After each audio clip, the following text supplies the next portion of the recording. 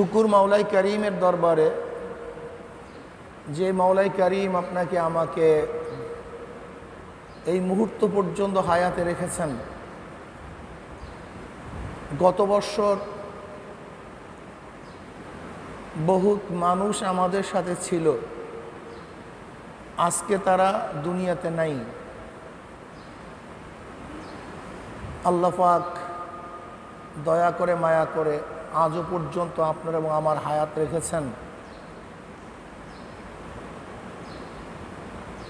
আবার তো হায়াতে আসি, আল্লাহ পাক রোজা রাখারও তৌফিক দান করছে।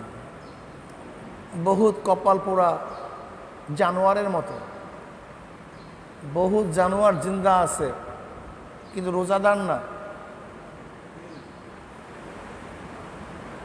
মানুষরূপী অনেক জানোয়ার জিন্দা আছে কিন্তু রোজা রাখার তৌফিক হয় নাই। ওর গতকালকের দিন আজকের দিন, গত মাস আর আজকের মাসের মধ্যে ওর কোনো পার্থক্য নেই। জানোয়ার রমজান মাসের আগেও দিনের বেলা খাইছে, আজও খাইতেছে। ওর রমজান মাস আর রমজান মাসের বাহিরের মাসের মধ্যে কোনো পার্থক্য করে নাই। ঠিক মানুষরূপী একদল জানোয়ার আছে, রমজান মাস এবং রমজান মাসের বাহিরের মাসের মধ্যে তাদের কোনো পার্থক্য নেই, একই হুবাহু হুবাহু একই। কিন্তু একদল মানুষ দুনিয়ার মধ্যে আছে যারা রোজা অবস্থায় আল্লাহর ইবাদতের মধ্যে মগ্ন।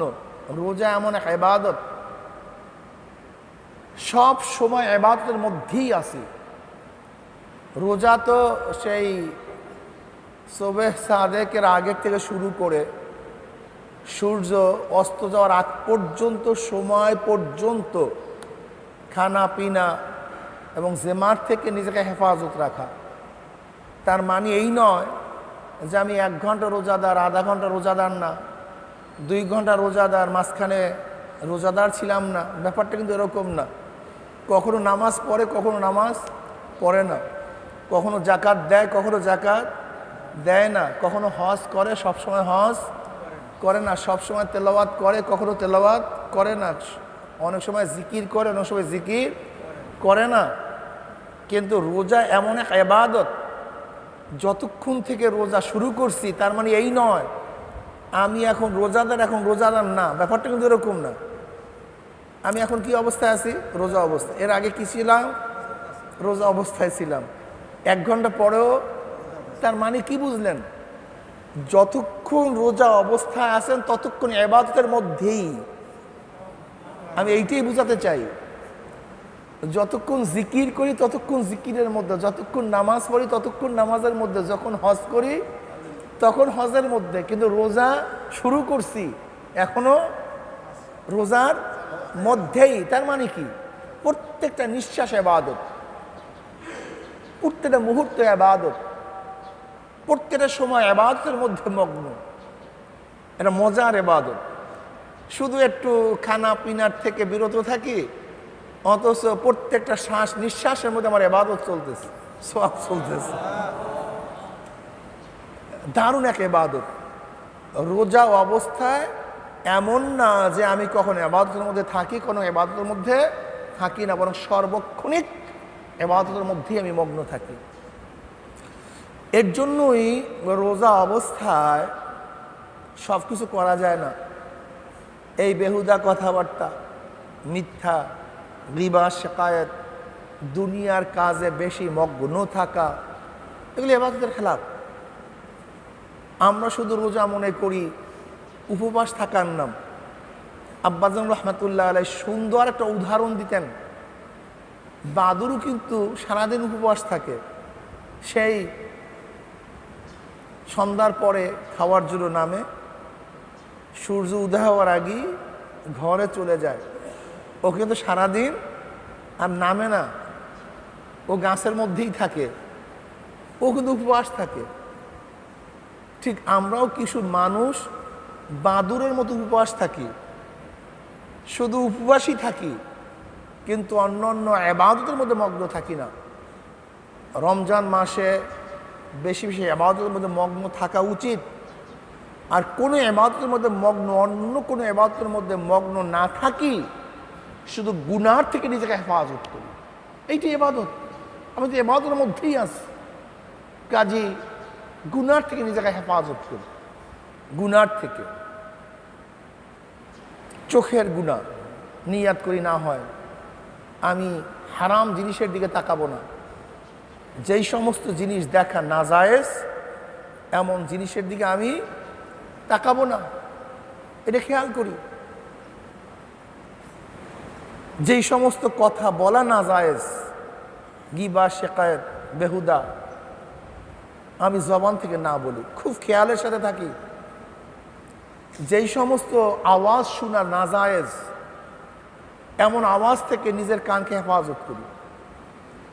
চেষ্টা করি যে আমি এই রোজা অবস্থায় কোনো অবস্থাতেই হারাম কোনো জিনিস আমার কানের মধ্যে শ্রবণ করব না, এই চেষ্টা করি। আমি হাতকে সংযম করি, জুলুম না করি, ঘুষ গ্রহণ না করি, সুদ গ্রহণ না করি, অত্যাচার না করি, হারাম কোনো বস্তু মদ স্পর্শ না করি, হারাম কোনো যার উপরে হাত লাগানো জায়েজ নাই এমন জিনিসের উপর হাত না লাগাই, এটি হলো হাতের রোজা। চোখের রোজা, চোখকে হারাম থেকে বিরত রাখা। কানের রোজা, কানকে হারাম জিনিস শোনার থেকে বিরত রাখা। জবানের রোজা, জবান দ্বারা হারাম কাজ, অবৈধ কাজ না করা, গিবা, শিকায়েত, অমুক তমুক, ঠিক না, হারাম না খাওয়া, এগুলি হলো জবানের রোজা।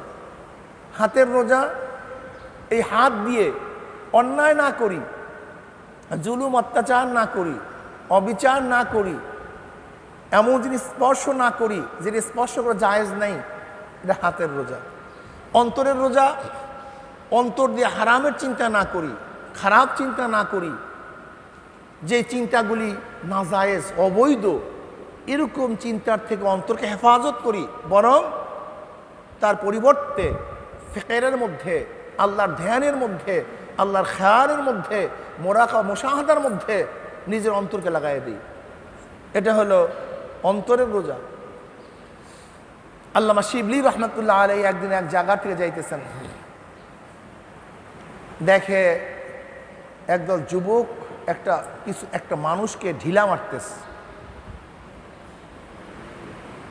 আল্লামা শিবলি রহমতুল্লাহ বলে, কি করতেছো তোমরা? এই ব্যক্তিকে আঘাত করতেছো কেন? ঘটনা কি? কি হয়েছে? বলে, এই ব্যক্তি আল্লাহকে দেখার দাবি করছে, এ নাকি আল্লাহকে দেখছে, এর জন্য তার গায়ে আমরা ঢিলা মারতেছি। আল্লামা শিবলি রহমতুল্লাহ আলাইহি কাছে গিয়ে, কি বলছো তুমি, এই যুবক, কি বলছো তুমি? কিন্তু আল্লামা শিবলি রহমতুল্লাহ আলাইহি তিনি আহলে কলব ছিলেন, তিনি চেহারা দেখে তো চিন্তা করছে, এ তো আল্লাহওয়ালা, চেহারার মধ্যে নূর ঝলকাইতেছে, এ তো এই ব্যক্তি কথা বলতে পারে না, ঘটনা কি? গিয়ে বলছে, যুবক, কি বলছো তুমি? তখন ওই যুবক উত্তর দেয়, খেয়ালুকা ফি আইনি, যিকরুকা ফি লিসানি, ওয়া মাসওয়াকা ফি কলবি ফাইনা তাগিবু।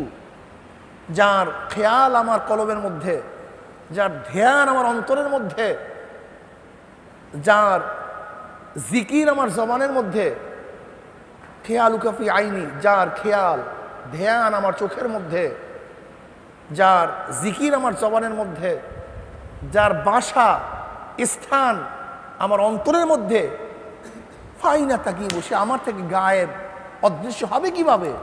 সে তো আমার কাছেই, অদৃশ্য হওয়ার যুক্তি কি, হবে কিভাবে?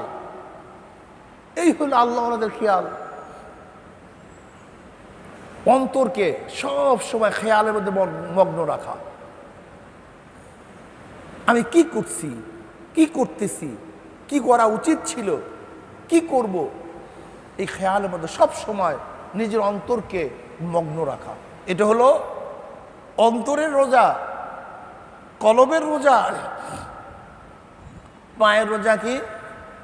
হারাম দিকে এই পাও চলবে না, অবৈধ নাজায়েজের দিকে এই পাও হাঁটবে না, বরং ইবাদতের দিকে এই পাও চলবে, নামাজের জামাতের দিকে পাও চলবে, সাহায্য করার জন্য পাও চলবে, আল্লাহর বিধানকে বাস্তবায়ন করার জন্য পাও চলবে।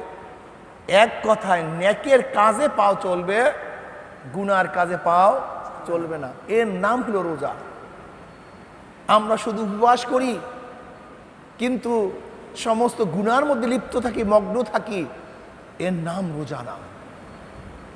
আল্লাহ পাক রব্বুল আলামিন রোজা ফরজ করেছেন, কুতিবা আলাইকুমুস সিয়ামু কামা কুতিবা আলাল্লাযীনা মিন ক্বাবলিকুম লাআল্লাকুম তাত্তাকুন, যেন আমরা মুত্তাকি হতে পারি, তাকওয়া অর্জন করতে পারি।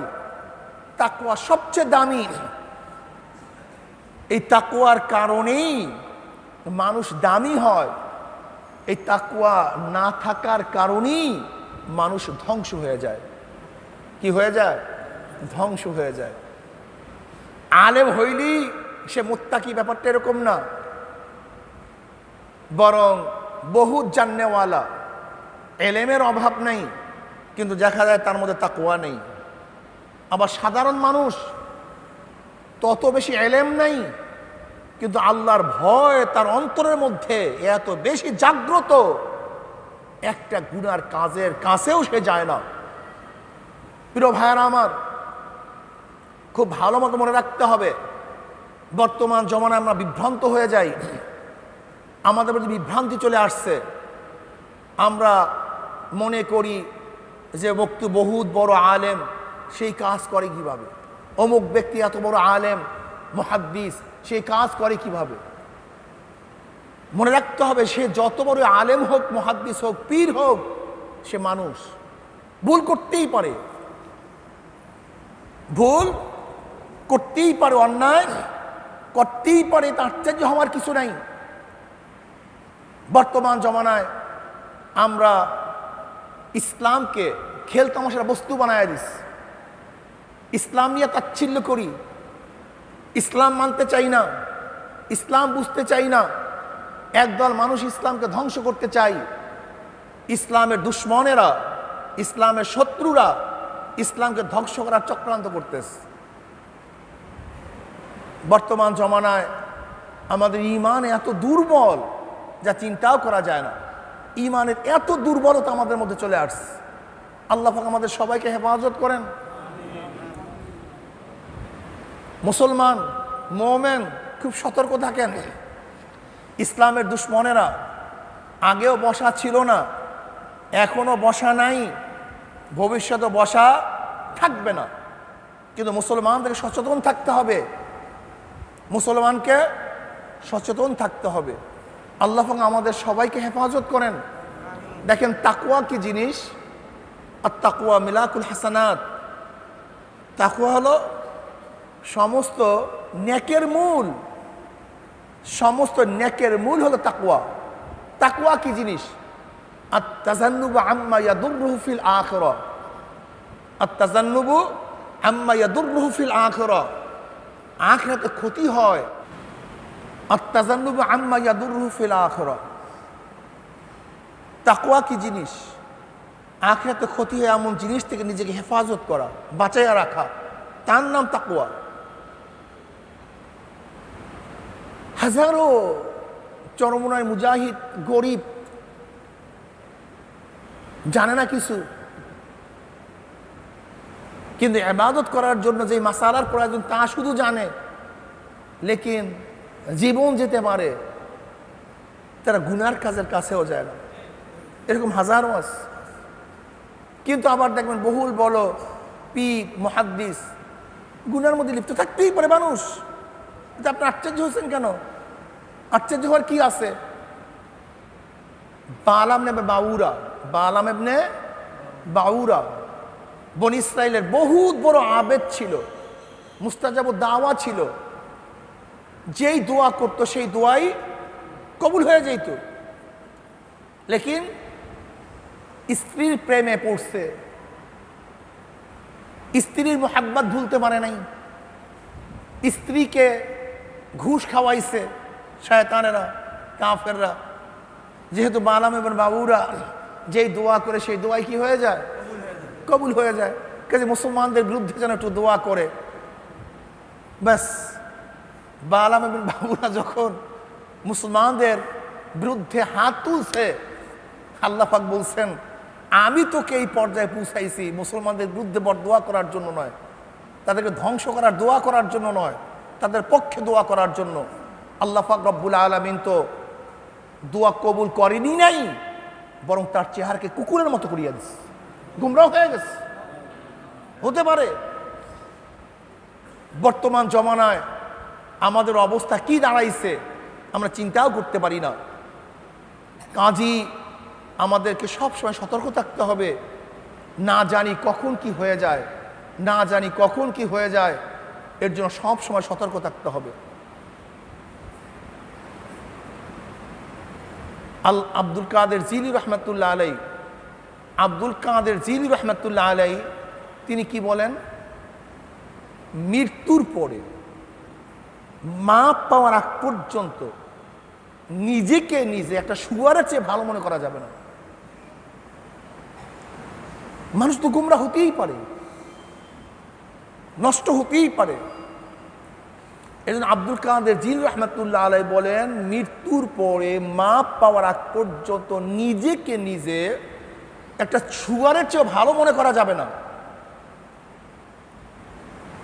যে কোনো টাইমে যে কোনো সময় মানুষ হোঁচট খেতে পারে, নষ্ট হতে পারে, যে কোনো মুহূর্তে।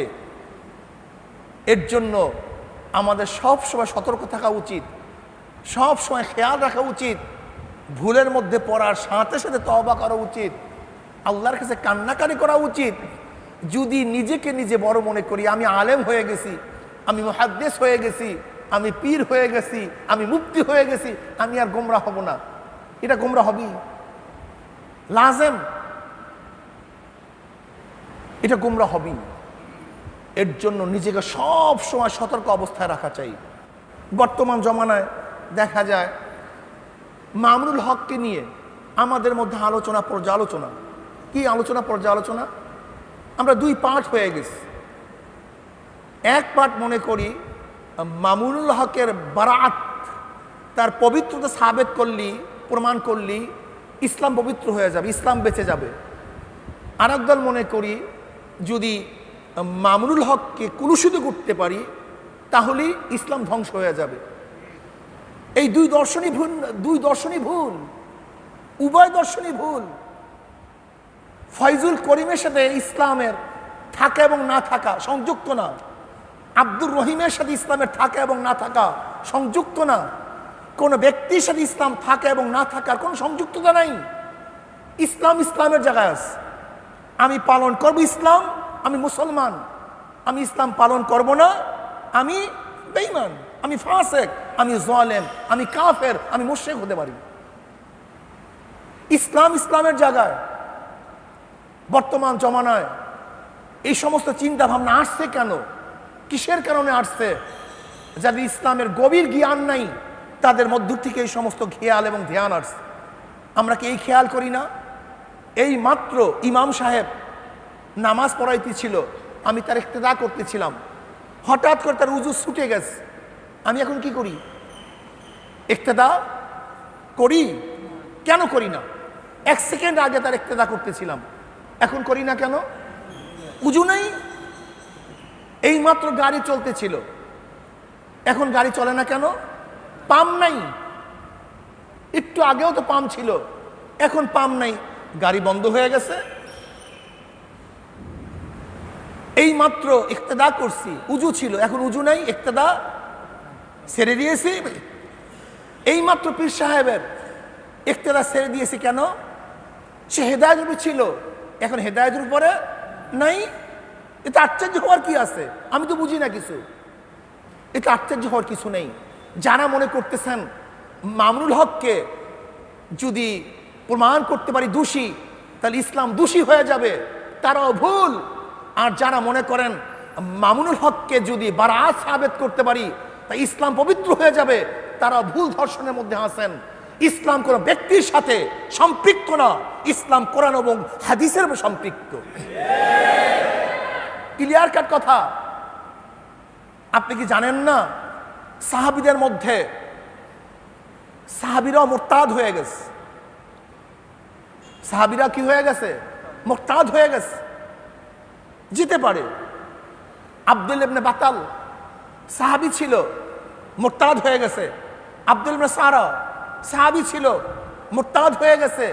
শুধু কি তাই, ওবায়দুল ইবনে জাহাশ হযরত আম্মাজান উম্মে হাবিবা রাদিয়াল্লাহু তাআলা আনহার স্বামী ছিল, একই সাথে হিজরাত করছিল, একই সাথে হিজরাত করছিল হাফসায়। জাহাশ আম্মাজান উম্মে হাবিবা রাদিয়াল্লাহু তাআলা আনহার স্বামী মুসলমান হয়ে মক্কার থেকে হাফসা হিজরাত করছে, কত কষ্ট করছে, লেকিন মুরতাদ হয়ে গেছে। কি হয়ে গেছে? মুরতাদ হয়ে গেছে, ইসলাম ছেড়ে দিয়েছে এক খ্রিস্টান মহিলার প্রেমে পড়ে। উবাইদুল্লাহ ইবনে জাহাশ। শুধু কি তাই, আপনি কি জানেন যে সরদার দু আলম নবী আলাইহিস সালাতু ওয়াস সালামের দুই কন্যার দুই স্বামী রুকাইয়া এবং উম্মে কুলসুম রাদিয়াল্লাহু তাআলা আনহুমা, এই দুইজনের স্বামী ছিল উতবা ও তায়েবা। আবু লাহাবের দুই সন্তান, দুজন মুরতাদ ছিল, কাফের ছিল। আশ্চর্য হওয়ার কি আছে? শুধু কি তাই, নবী আলাইহিস সালাতু ওয়াস সালামের বড় কন্যা হাফসা রাদিয়াল্লাহু তাআলা আনহা, তার স্বামী আসাদ ইবনে রবিয়া, সে কে? নবীর জামাতা, বড় জামাতা। অথচ বদরের ময়দানে নবী আলাইহিস সালাতু ওয়াস সালামের বিরুদ্ধে যুদ্ধ করার জন্য আসছে। আমার নবী ছিল এক পক্ষে, আর তার বড় জামাতা ছিল তার বিপক্ষে, কাফেরের পক্ষে।